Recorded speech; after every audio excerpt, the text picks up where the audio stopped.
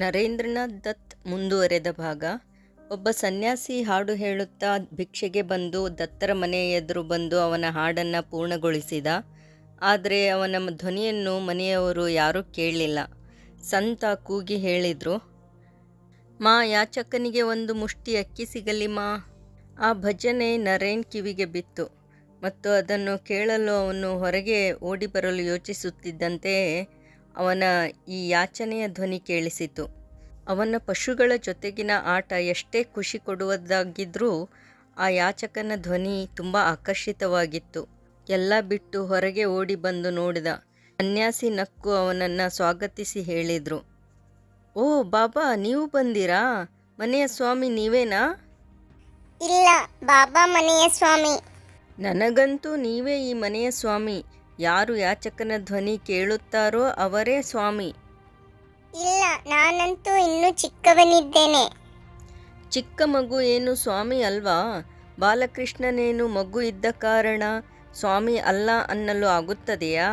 ಅವನು ತ್ರೈಲೋಕ್ಯ ಸ್ವಾಮಿ.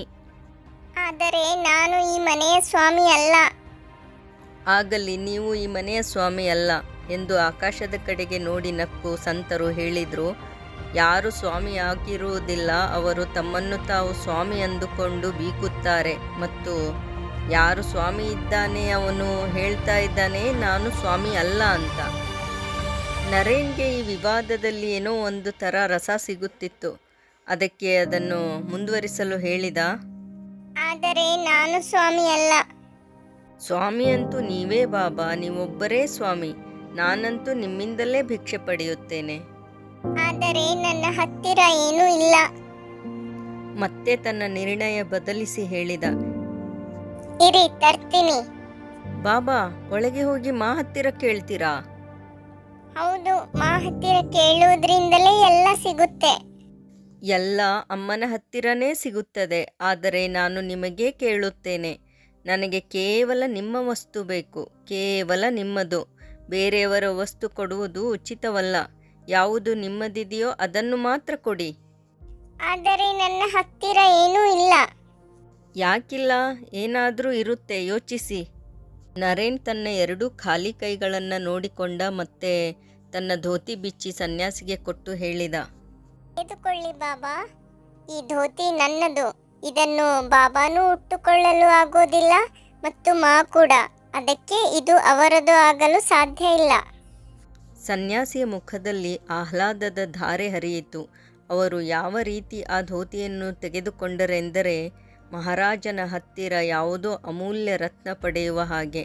ನರೇನ್ನ ಕೈ ಹಿಡಿದುಕೊಂಡು ತಮ್ಮ ಕಣ್ಣಿಗೆ ಒತ್ತಿಕೊಂಡರು ಮತ್ತು ತಲೆಯ ಮೇಲೆ ಇಟ್ಟುಕೊಂಡರು ಮತ್ತು ಆ ಧೋತಿಯನ್ನು ತಲೆಗೆ ಕಟ್ಟಿಕೊಂಡು ಮತ್ತೆ ಹಾಡಲು ಪ್ರಾರಂಭಿಸಿದರು. ಸನ್ಯಾಸಿ ಹಾಡುತ್ತಾ ಹಾಡುತ್ತಾ ಹೋಗುತ್ತಿದ್ದರು ಮತ್ತು ನರೇನ್ ತನ್ನ ಬೇಸರದ ದೃಷ್ಟಿಯಿಂದ ನೋಡುತ್ತಿದ್ದ. ಅವರು ಇನ್ನೂ ಸ್ವಲ್ಪ ಹೊತ್ತು ಇರಬೇಕಿತ್ತು ಅನ್ನಿಸಿತು ಅವನಿಗೆ. ಅವನು ಬರೀ ಕೌಪೀನಿನಲ್ಲಿ ಒಳಗಡೆ ಬಂದಿರುವುದನ್ನು ನೋಡಿ ಭುವನೇಶ್ವರಿ ದೇವಿ ಕೇಳಿದರು, ಬಿಲೆ, ಧೋತಿ ಎಲ್ಲಿ ಎಸೆದೆ? ಒಬ್ಬ ಸನ್ಯಾಸಿ ಬಂದಿದ್ದರು ಮಾ, ಅವರಿಗೆ ಕೊಟ್ಟು ಬಂದೆ.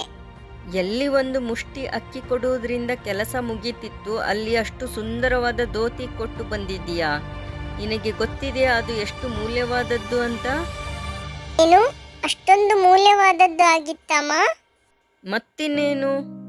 ಅದಕ್ಕೆ ಕೊಟ್ಟೆ ಮಾ. ತ್ಯಾಗವಂತೂ ಮೂಲ್ಯದ್ದೇ ಆಗಿರಬೇಕು. ಬೇಡದ ವಸ್ತುವನ್ನು ಕೊಡುವುದು ತ್ಯಾಗ ಅಲ್ಲ, ಸ್ವಾರ್ಥ ಆಗುತ್ತೆ ಅಲ್ವಮ್ಮ? ಭುವನೇಶ್ವರಿಯವರು ಅಗಲವಾದ ಕಣ್ಣುಗಳಿಂದ ನೋಡುತ್ತಲೇ ಇದ್ದರು. ಅವರ ಕಣ್ಣುಗಳ ಎದುರು ನಚಿಕೇತನ ಕಥೆ ಕಾಣಿಸಿದಂತಾಯಿತು. ಏನು, ನಿನ್ನ ಕೈಯಲ್ಲಿ ಬಂಗಾರದ ಕಡಗ ಇದ್ದರೆ ಅದನ್ನು ಸನ್ಯಾಸಿಗೆ ಕೊಟ್ಟು ಬಿಡುತ್ತಿದ್ದೀಯಾ? ನಾನಂತೂ ಕೊಟ್ಟು ಬಿಡುತ್ತಿದ್ದೆ. ಆದರೆ ಸನ್ಯಾಸಿಗೆ ಬಂಗಾರಕ್ಕೇನು ಮಹತ್ವಮ್ಮ? ಅವರು ಶೇಠ್ ಸಾಹುಕಾರರಂತೂ ಅಲ್ಲ ಅಲ್ವಾ ಬಂಗಾರ ಹಾಕಿಕೊಳ್ಳಲು? ಭುವನೇಶ್ವರಿ ದೇವಿಯವರು ಅವಾಕ್ಕಾಗಿ ನೋಡಿದರು.